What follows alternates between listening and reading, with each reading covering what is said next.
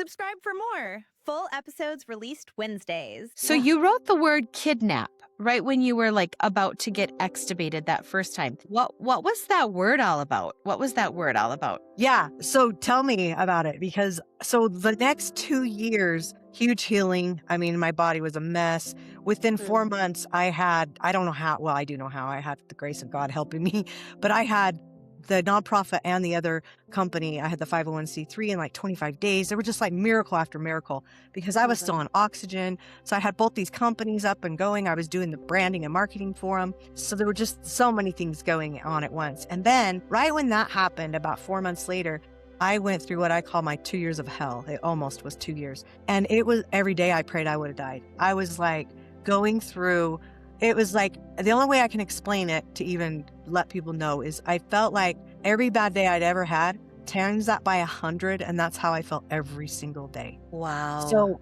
I survived that. It was horrible. And so when I was coming out of that was when I went to IANS, which is International Association for Near-Death Studies. I went to their conference, and that's where I found out about these other things. And then I was just kind of starting in my healing journey because I was such a mess. And that's when I had the hypnosis. I just really felt inspired to do that.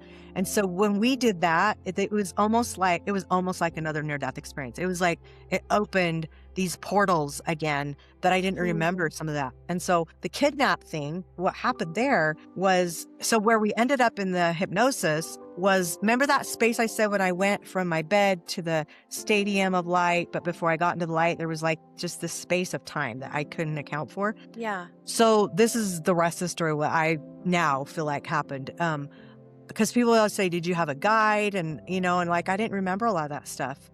So I feel like, I ended up in the in-between. So in the hypnosis session, I didn't go to the Stadium of Light until the end. Like he had me. So I feel like what happened was I was taken by an entity. So when you're super vulnerable, like that's, I guess, when that can happen, right?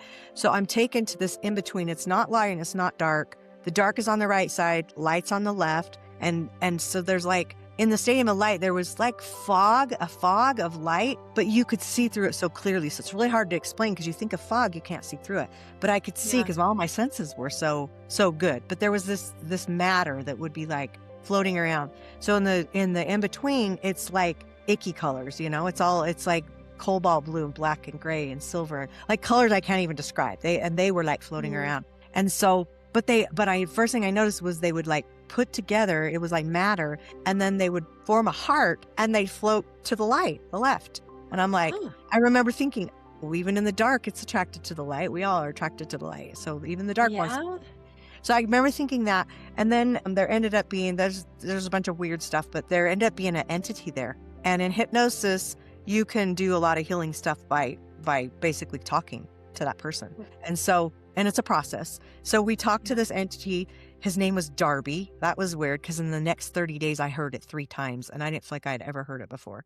So that was crazy in 3 different contexts. So this Darby wanted my light. He said he didn't have any connection to me. He just wanted my light. So my hypnotist friend bantered with him. Like it felt good because he had my back. My friend had my back. He was like, you stole her light. That's not yours. And you didn't earn that. And you need to give it back. And, so they're having this like fight. And here's that word again. And I'm like, I could all of a sudden feel the light coming like from the left, that Stadium of Light fill. And I felt it. And Darby says, it's coming to get her and it's not. And I'm not going to be able to stop it. So it was like, well, then let her go. Let her have it. So ultimately, let me go. Yeah.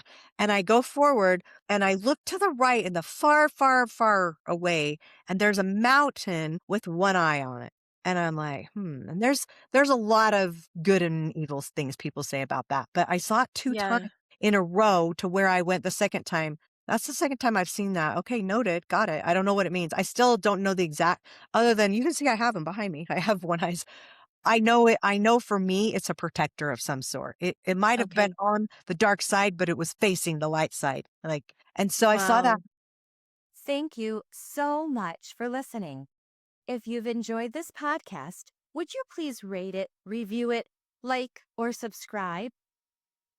You can find me on social media at watchyourwellness.com, Dr. Stephanie Wattier on Instagram, or watch your Wellness Chiropractic and Massage on Facebook. And I'm so curious where your next conversation will take you.